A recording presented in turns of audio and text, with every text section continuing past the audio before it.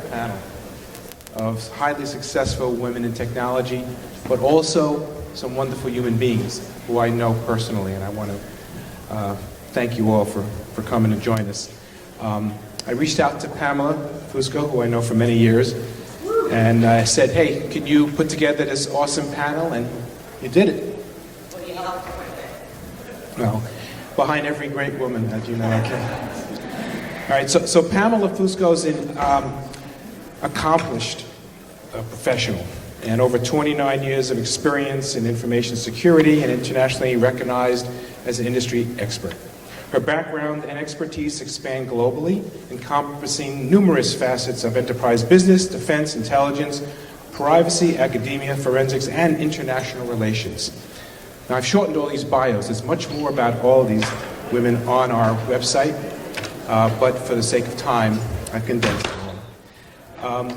At the end, we have Stephanie Douglas, Senior Advisor, Safety and Security for RANIE, Risk Assistance Network and Exchange.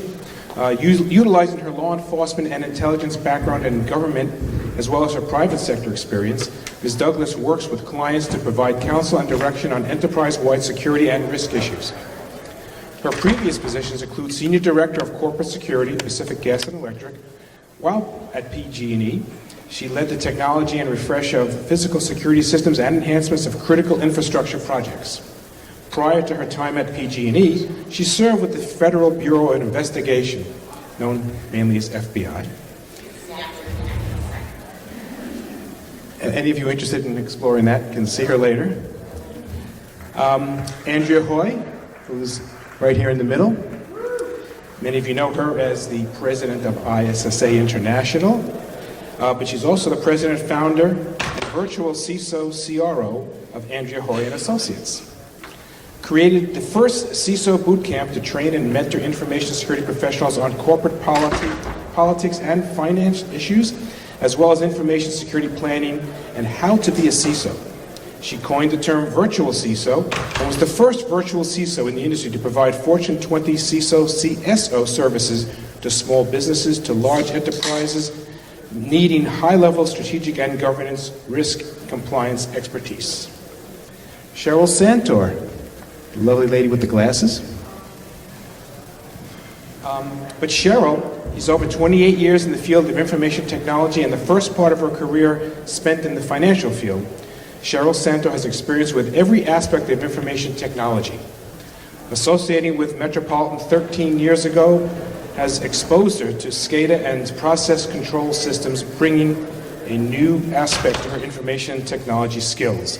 She is currently the Information Security Manager at the Metropolitan Water District of Southern California. And last, but certainly not least, just to my left here, is Chenxi Wang. I hope I pronounced it correctly. All right. She's the Chief Strategy Officer at Twistlock. Dr. Chenxi Wang, hopefully I didn't do it again, is responsible for corporate strategy and marketing. Dr. Wang joins Twistlock from CipherCloud, another successful Silicon Valley startup. Prior to that, she built an illustrious career at the Forrester Research and Intel Security. At Forrester, she covered mobile, cloud, and enterprise security and wrote many hard-hitting research papers. At Intel Security, she led the ubiquity strategy that spans both hardware and software platforms. And I first met her back in 2010 when she was a keynote speaker at our AppSec USA out in Irvine, California, where she did a great talk. So without further ado, I left my dress home, so I have to leave, and now Pam's going to take over. Thank you. Hello, everyone. All right. First of all, I want to say I'm an East Coaster, so you might not have figured that out. And I have to tell you, every time I come out to the West Coast, when I was younger, I felt like drained because everyone's so like intense. And now it actually energizes me because I'm around all of these, idealists and cyberologists. So it's a pleasure to be back on the West Coast. And I have to tell you, I've been with ISSA International for several years. I currently serve on the board as the Chief Financial Officer, but bravo to LA. This is an amazing summit. It's probably one of the best I have seen in my 25 years of working with the ISSA. So you should all stand up and take a bow. So one of the things we were going to do was have each of our panelists say a little bit about themselves, but Richard went down our sheet here. So I think what we're going to do is still have each one say about 2 minutes about their background and really why they do what they do and their areas of expertise. So, Chakseen, we're going to start with you. Hi, it's a pleasure to be here. As you know, I work in a startup. I grew up in China, came to the US for college and just stayed. I have a computer science PhD from University of Virginia. After that, my first job was a professorship at Carnegie Mellon University teaching computer science. So it was really eye-opening for me. I was there for about 6 years, decided to move to the industry. I went west to the Silicon Valley, started doing startups, and I went to Forrester Research, did industry research, covered lots of security markets. And the reason I got into security was my advisor in grad school was the gentleman by the name Bill Wolf. Many of you may not know him, but he's one of the founding fathers of modern operating system. He did a lot of research in their early days that laid the foundation for operating system technologies. So when I was there, he became the president of National Academy of Engineering, who actually led lots of initiatives to look at how to get young women and female students more into science and engineering fields. And that got me interested in a lot of things that I do today. I'm a founder of a Women in Technology initiative that's called Equal Respect. I'm also the chair for this year's Grace Hopper Conference Security and Privacy track. So for many of you who have heard of Grace Hopper, it's a great event. It's the largest celebration of women in computing in the world. So if you have a chance to go, I highly recommend and welcome you to attend this year's conference, which is going to be in October in Houston. So I'll just stop here. I'm Cheryl Santor. I'm the Information Security Manager at Metropolitan, as Richard introduced me as. I started my IT career literally on a help desk. So from the very practical beginnings of helping end users, doing customer service is where my background starts. So I also worked at a national bank, and they iterated to every single person that worked for them that they have to have customer service. So when you're supplying service to your end users, to your employees, to your fellow workers, you have a different perspective of what's needed and how it's done. So I think that that's been a benefit through my whole career, that I know what the end user wants from me, what their timing is what usually is immediate, right? They need to get on and be productive. So I've always taken that into my career. So when I went to work for other companies and advanced my career, I was always the one to be a proponent of new things and to be on the cutting edge of what I could help the company do. So an example was at one of the mortgage banking firms I worked at, they didn't have a disaster recovery component.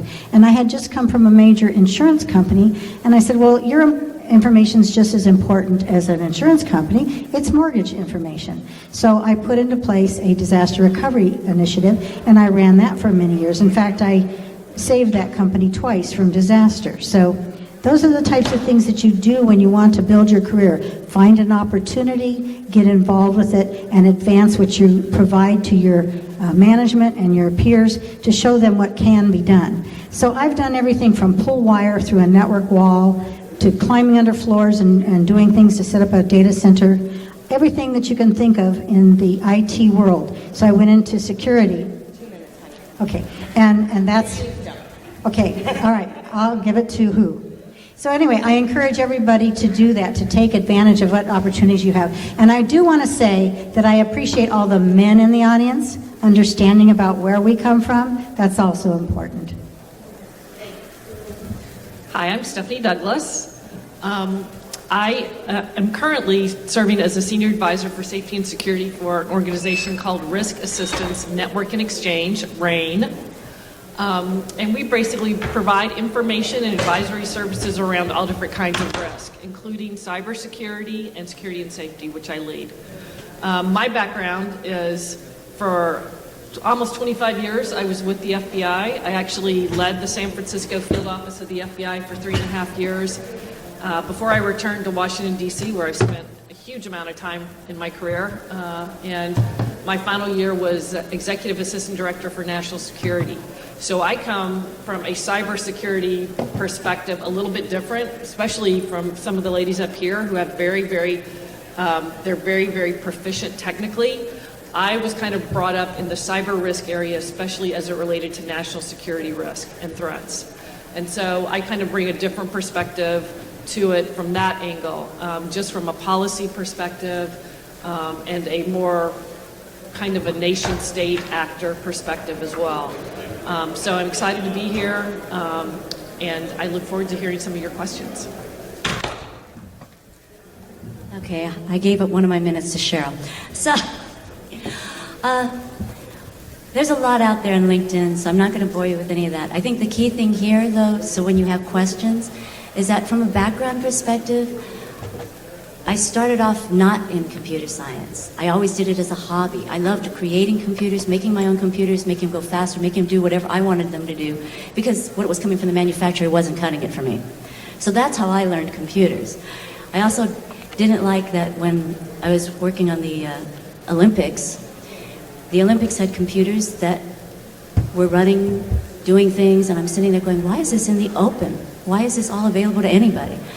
And asked a few questions, worked with IBM, and that's kind of how I ended up transitioning into computer security, because some of the people that I worked with there, from a security perspective, went back into their workforce, their day-to-day jobs, realized they had issues with computers and maybe they should be securing them more. And so I ended up then going into the aerospace community. I spent a lot of time also with the government community. I spent time in some of the programs that no one talks about sometimes. And then I went into gaming with Activision. I also went in life insurance with Pacific Life. I also did work with multiple other industries. So I'm kind of like a compartmentalized person, but a lot of different industries. So if you want to know what industries are more interesting in cybersecurity, come talk to me afterwards. Thank you, ladies. And I, too, came into the cyber arena unexpectedly. I was actually in nursing school and realized I had zero sympathy for anybody. And you were not sick unless I saw a lot of blood. So I figured that probably wouldn't get me too far. And I walked into, one day on a whim, Navy recruiter's office and said, what do you got? And became a cryptologist, had no idea, none, what I was doing. And 3 weeks I was shipped off to Pensacola, Florida, and so on and so forth. So I am by trade a cryptologist, served 11 years in the United States Navy, loved every second of it, enjoyed it. And then I got a lucky break. I got out in 1998 and thought, what am I gonna do? Oh my gosh, what does a cyber person do in the real world?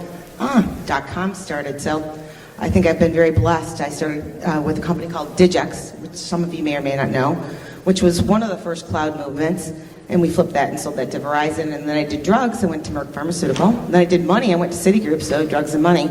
So I've had a wonderful ride. I feel very blessed that I've found my niche in life unknowingly, and I think that's how many of us kind of come into cyber field, because we don't know what's there. And I think that's one of the things that we want to share with you today, the multiple opportunities that you may or may not know that exist. And hopefully you can have a little bit of a takeaway here. So real quickly getting into this, we're going to talk about the ASSAs. And, you know, IaaS, PaaS, SaaS, all of those things that we talk about cloud. Because that's one, I believe, he's laughing. Did I cuss? I thought that was a legal term, all right? So I believe that the cloud is, of course, a huge movement. And you hear this all the time. It's so overused. In reality, let's think about this, folks. It's called the internet. It's been here a long time. It's just maybe a more managed solution in an arena where nobody owns the internet, nobody owns the moon, so you can get on a rocket anytime you want to and fly to the moon. Nobody's going to stop you, right?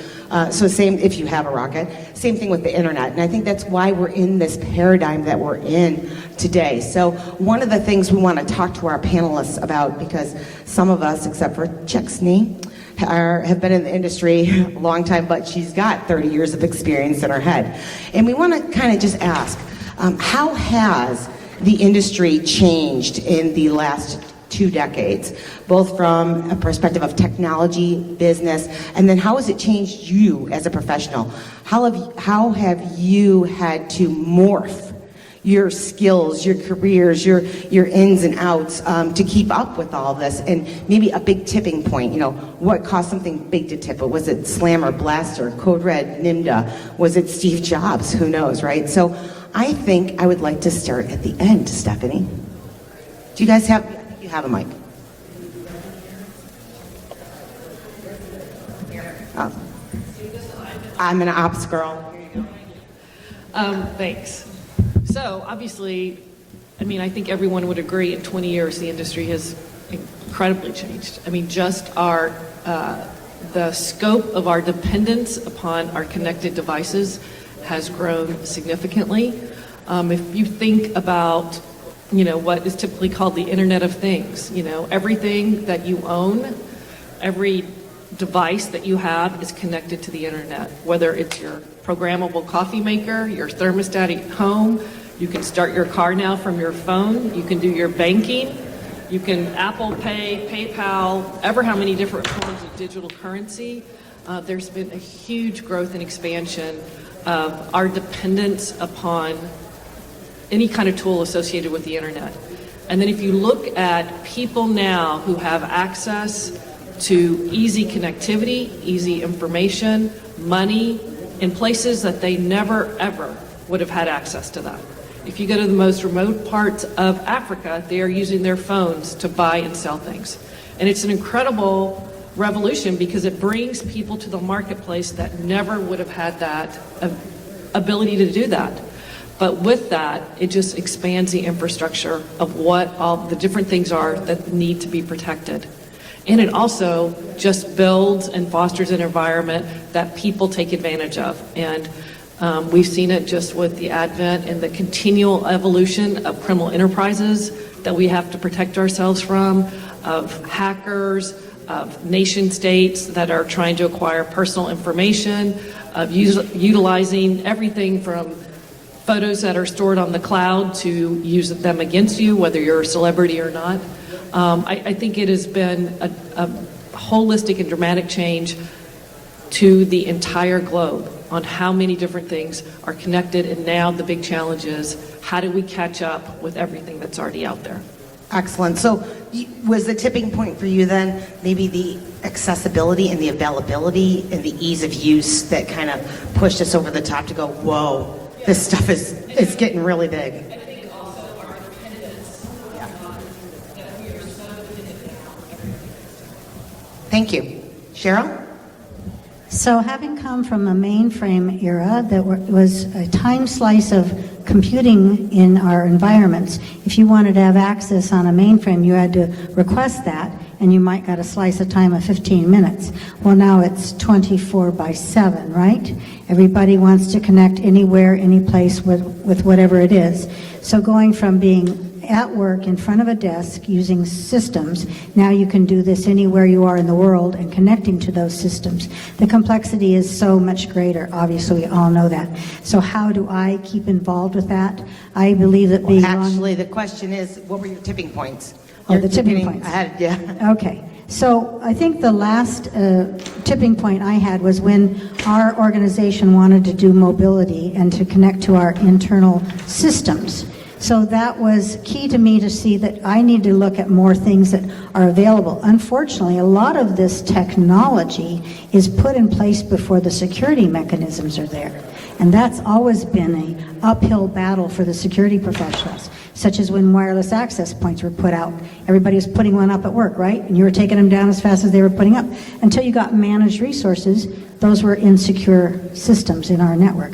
Again, we're doing that with the BYOD. Everybody has a phone, and that tipping point is we're going to have to work very fast to provide these services because our customers, our end users, our employees are doing things faster than we can keep up. Thank you. Andrea? Last 20 years, what's the tipping point? Okay, so I'm going to do one that's very current and one that's, older.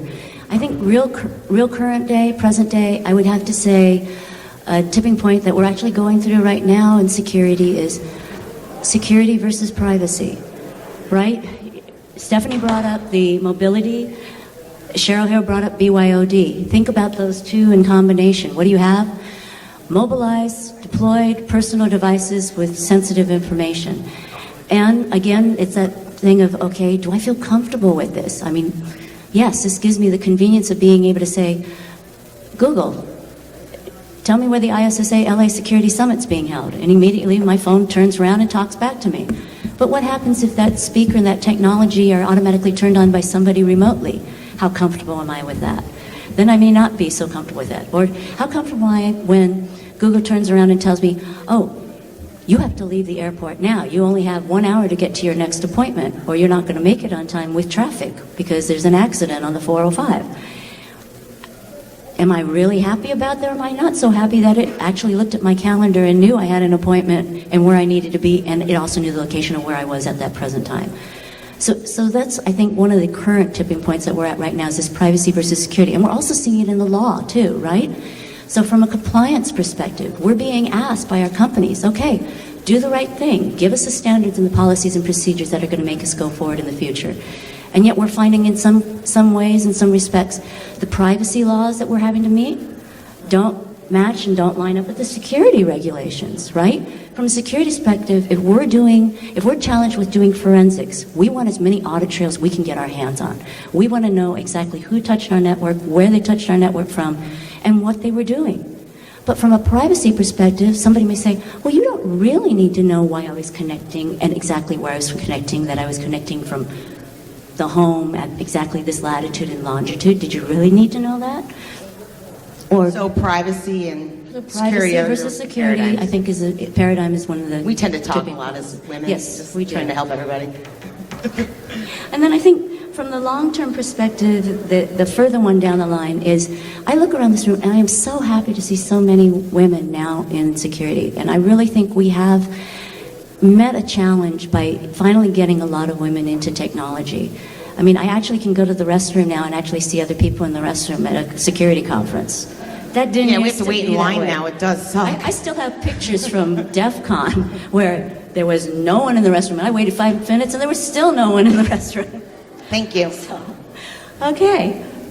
Texting. In your last 10 years, you don't have to do 20. It's okay. Tipping point. I think we're absolutely at the cusp of what I call almost a digital revolution. Each of us now have a digital identity that we didn't used to have before. I said earlier that I grew up in China. I grew up in an era where it was before TV time in China. I still remember the first black and white TV that my parents bought. The whole neighborhood showed up to watch TV in my house. That's how it was. And even though I grew up in a small town, everybody knows everyone, but in a larger scale, you were very anonymous, right? Nobody knew where you were, what you were doing. And here, I live in Silicon Valley. I have a very big digital footprint. And the identity, information associated with my identity is very different. Can I tell a story? Go for it.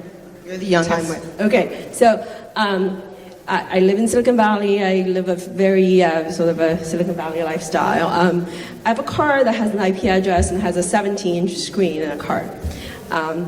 Tesla, yes. I bought my She's got a house. good job, huh? The story is I bought my house on my car. So my husband and I were bidding on the house, and we were driving to the airport, get on a trip, and the same day we were bidding on a house. And in Silicon Valley, you kind of have to bid, right? We got a call while we were driving to the airport, and my agent said, well, it's coming down to you and one other family, so you have to come up so much, and you have to sign the offer right now. And we were in the car, with the phones, like it's a multi-page document we have to sign. right? She's like, well, I can send to you with DocuSign. I'm like, okay, well, I still am. And then I was like, hey, I've got a browser with a 17-inch screen in my car. Send over. So as we were driving to the airport, we signed this multi-page document in my car on the screen to the airport. By the time we got to the airport, we have the house. So it doesn't get more Silicon Valley than that, right? But if you think about it, I probably did this and sent it over a vulnerable SSL, right? No SSL, I would think. Yeah. Vulnerable, yeah. It does? Tesla has? Well, anyway, but they probably still had the old SSL 2.0 and they had a vulnerability in it. That was several years ago. But anyway, so what I'm saying is somebody is keeping track of that. Maybe somebody knew that about the house at that point, right? So the digital identity each of us has and the ever expansion of information associated with your identity, I think is a really interesting thing for us. Thank you. And I think for me, the last 20 years, the tipping point really was mobility and what we could do on mobile. And freely giving of our information and assets, knowing that we're doing it, but not knowing that we're doing it. So I think, Chexney, actually, you tipped on something really important there. You know, she purchased and finalized her home and her vehicle on the way to the airport. That's a huge decision for many people. But yet we do things like this now. And is that putting us in a different paradigm of going, I just bought a house driving to the airport. Should I have done that? Do you think about it later? So it's not what it's just doing to us in our, cyber world, but physically, emotionally, and then it trickles down to our family and the domino effect. So we are these powerful technology, innovative moves. We just knee-jerk do it while it's done and go, oh, did I just do that, right? So I think we're at a point where some of us might be taking a step back and going, okay, we have self-propelling vehicles coming now. We're seeing all the prototypes out there. How many of you have children? Do you have a pet that you love dearly as a child? Every hand should almost go up at this point. Would you let then a babysitter take your infant child, grandchild, niece, nephew, dog in a self-propelled vehicle without you being there and feel comfortable? I would not. So today, would you just walk out, put your baby in a car that nobody drives and it just goes on its own? Would anybody do that right now?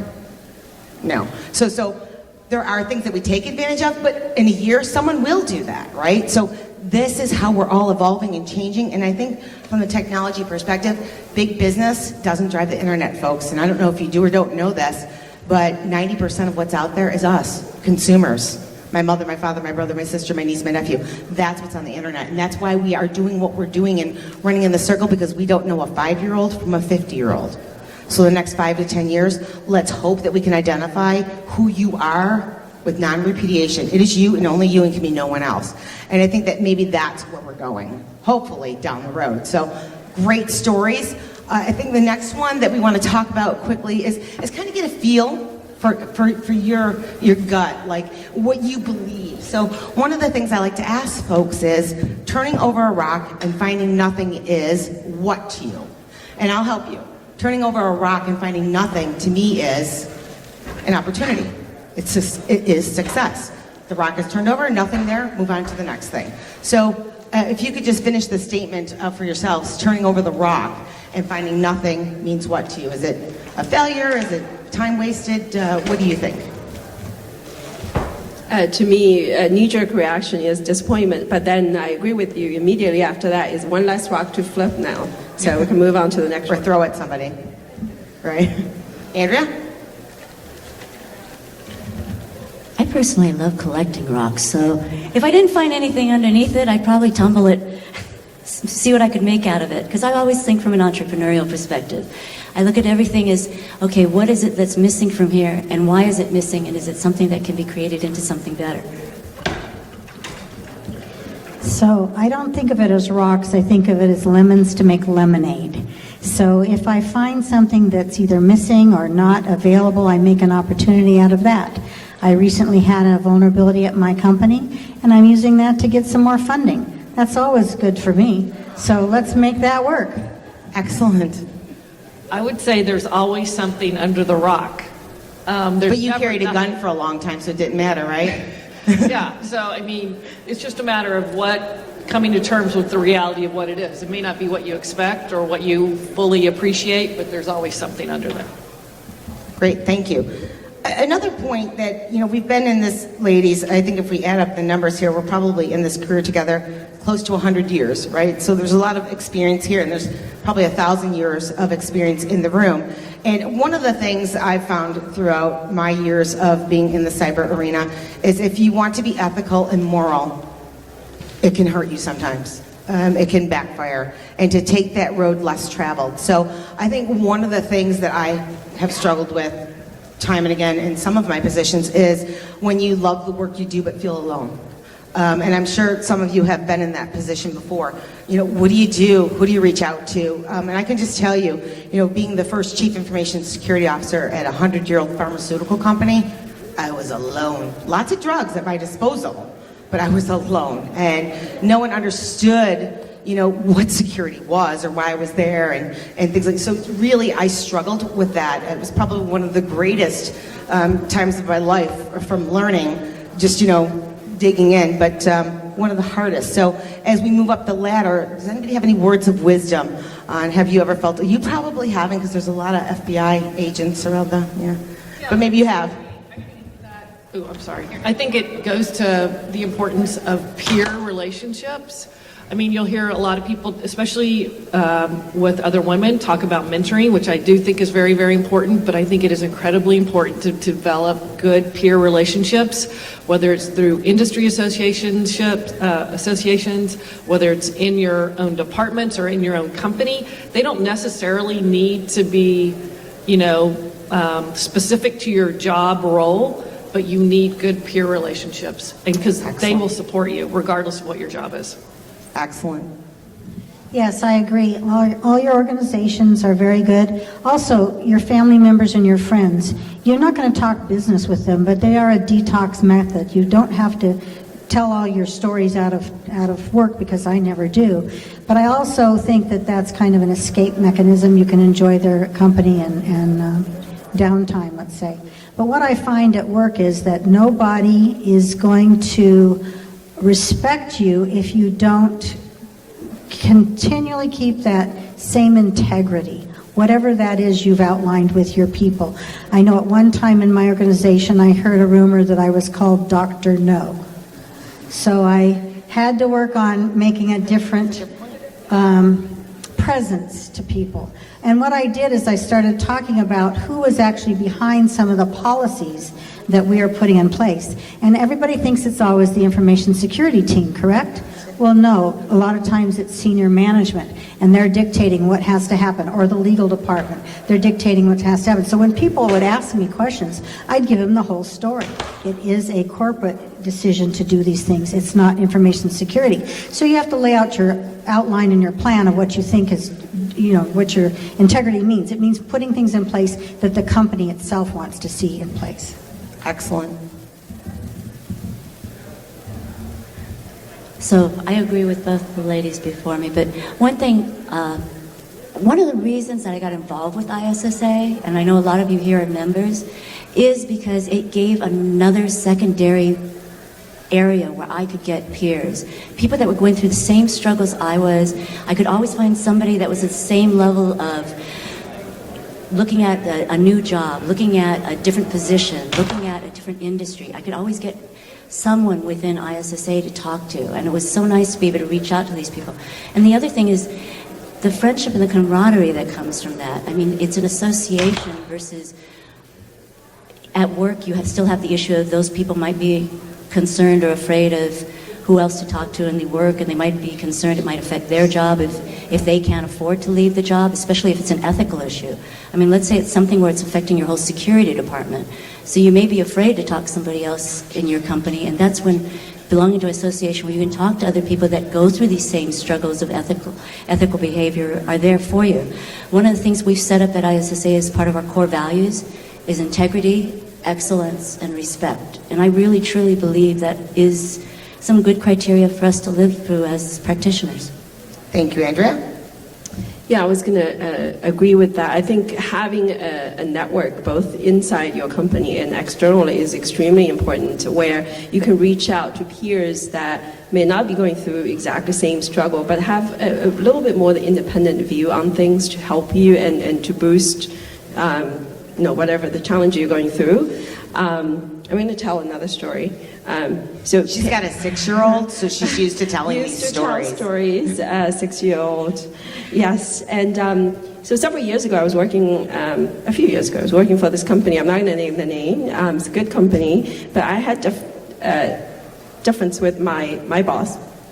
And at one point, it came to head because you guys know about RSA conference, and that was a year that I was writing a big blog post protesting the use of booth babes at the RSA conference. Does everyone know what a booth babe is? Okay. Oh, we know you know. So RSA conference in a number of years ago used to have vendors come in with scantily clad women in their booth. And a few friends of mine and I, we walked through, we were like, this is terrible. And we're dealing with nation state threats. We're dealing with insider threats. And these vendors are, putting this image and they're selling trust. It didn't feel right to us. So we were petitioning the organizing committee. We were putting out these blog posts and galvanizing the community. I know Jack there is a supporter of that initiative. And I put the blog out, and my boss called me to his office and said, "Why did you write that blog?" And I said, "Well, that's my opinion, that's my position." And he's like, "That's not the company's position." And I'm like, I'm not writing on the company's behalf. But he told me, he said, the CMO, he said, "I was going to use Booth Babe this year," I said.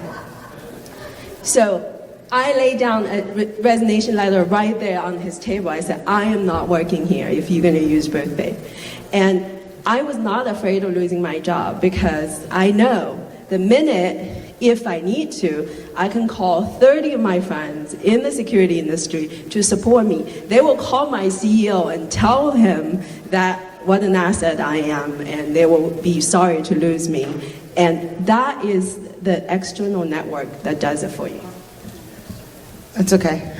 We're excellent, thank you. And one of the things I wanted to say about what you've done, and some of you may or may not have seen it, she's really, from that moment on, has propelled it beyond that. It really has come much bigger.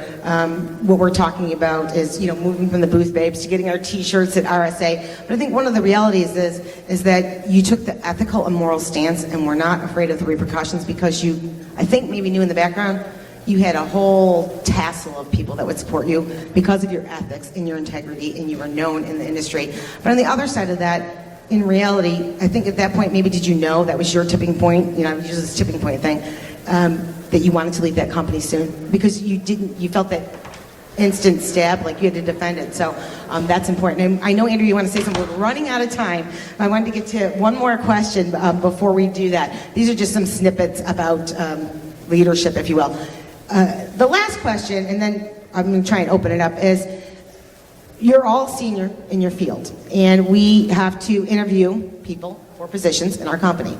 So this is indigenous and specific to interviewing someone that's going to be in a leadership position in your company. It could be a peer, it could be someone on your team. And the question I would like to ask you is, in your opinion, what is the interview question that you ask somebody when you interview them for a leadership position? My question is this. My question is, it's actually a little scenario I give them. I'm going to give you a gift, and I want you to tell me what you're going to do with that gift. And that gift is an elephant. Okay, you're next. Yeah, what's your question? Yes. The question I ask is basically, okay, if it's a really, really, my goal is to find out that if it's really, really bad news, can the person deliver it? And can they deliver it honestly, with recommendations, and be unhysterical about it? So there are always going to be problems, there's always going to be snags, and you have to have people that surround you that will be honest with you and will be unafraid to tell you bad news. Thank you, that's excellent. So I did recently hire a millennial, and they brought to the whole organization a different perspective. They don't work within confines. They are not necessarily accountable every minute of the day. They do excellent work. I appreciate their endeavors, and I'm happy to have him on my team. What I find with the elephant in my team right now is the acceptance by the elder members of the team accepting this new work mode, this new work ethic. So I'm dealing with that right now. So he brings a lot of benefit by expediting and making processes work better to actually help my team be more efficient. What's your interview question? So my interview question is, how are you going to help me to relate to the organization that's actually a staid and old-time technology and bring them forward into the new, I guess the new century, you'd say, because they're behind the times? Excellent. Andrea? So actually, I go along the lines of ensuring that I've got somebody that has integrity, because I can't handle a department if I've got somebody working underneath me that is not going to uphold the integrity that I expect the department to deliver to the company or to whoever the person is that I'm working with. So what would be your question to see if they're Yeah, so my integral? question would be, actually, I like to give scenario questions in interviews to see how a person reacts to things. So I would actually give them a scenario where they have to make an ethical decision. So something like, for instance, if you were to find out one of your best friends here in the company was doing something that wasn't allowed on our service. Perhaps maybe they were running a gaming site on one of our servers and they're an admin. What would you do? How would you address it? Good one. My interview question would be, how do you deliver bad news? I've seen lots of leaders who are really inspirational, really good when time's good. But they're really poor in delivering bad news ahead of time, making sure that badness does not continue. And that kind of leadership style invariably leads into a position where everything blows up and it's very hard to salvage from that moment. So my question is, how do you deliver bad news gracefully early on and manage the situation? Thank you.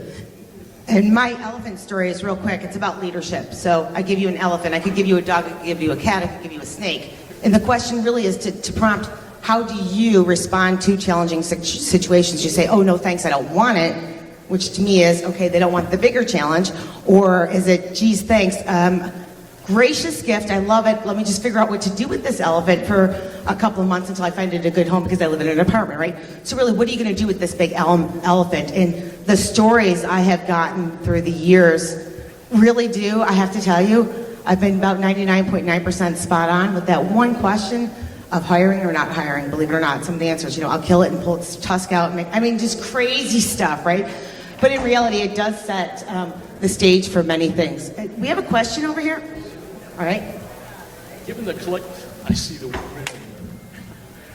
collective wisdom of this panel, and I've known some of you personally as well over the years, now that we look at today's world, what do you recommend, aside from folks collaborating internally and externally with their own support mechanisms, what do you recommend to this group with regards to how they can become mentored?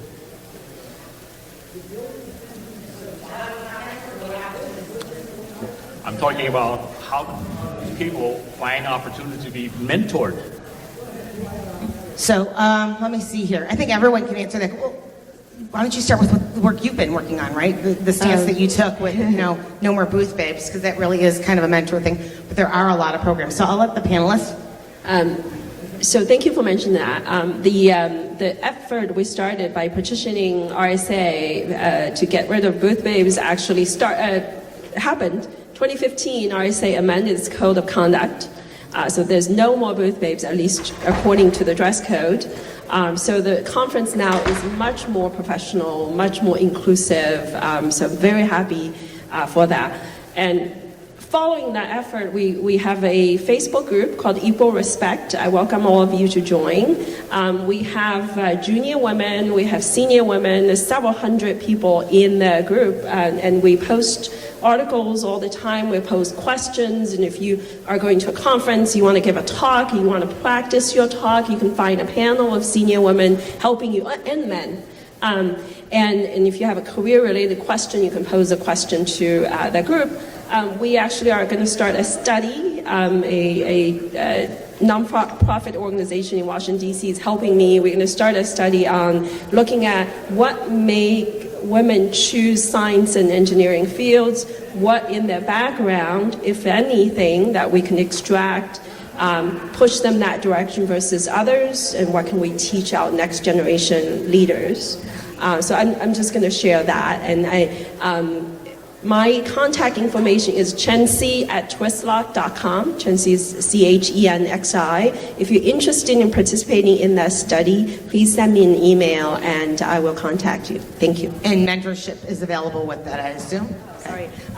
We have a mentorship network, not very formal yet, but we're going to put a little bit of structure to it. So there's mentorship for career advice. There's also mentorship for writing papers, give presentations like this. A lot of people don't have practice to give presentation. There's also a mentorship for giving pitch. If you want to get funding, pitch from several of us are VCs. It's her Shark Tank.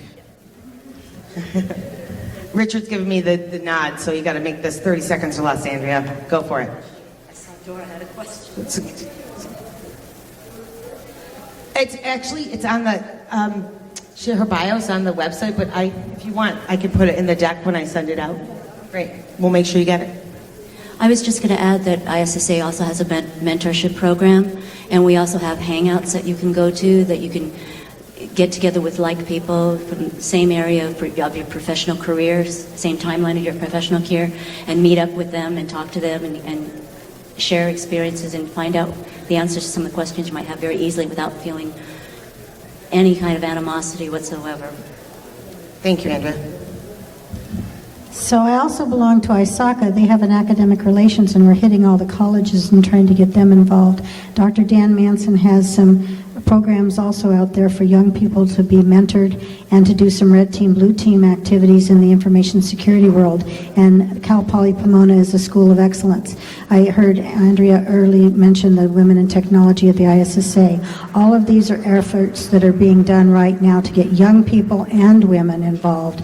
So it's a whole industry plague in the fact that we don't have any succession plan. The government says we need 5 million people. Cisco says we need 10 million people to be in our industry now. Excellent point. 10 seconds. I would say if there's somebody that you respect for their skill, ask them to mentor you. And so I think that's the one-on-one mentoring that is really, really beneficial. Excellent. And I think from my perspective, I always say, I have my day job, but information security is my profession.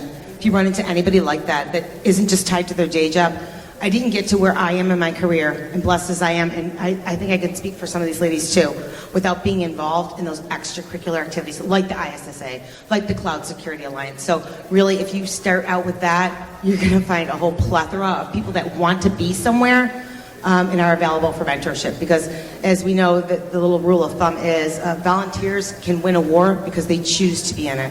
So really, that's where you want to go around. Volunteers, because they've got a lot of experience and they want to be there to play it forward. I just want to say thank you to my professional colleagues and friends. I've known many of these women for several years, and thank you to all of you for your patience and support. So if you have any questions for the panelists afterwards, I'm sure if they're available, they'll be happy to address them for you. Thank you again.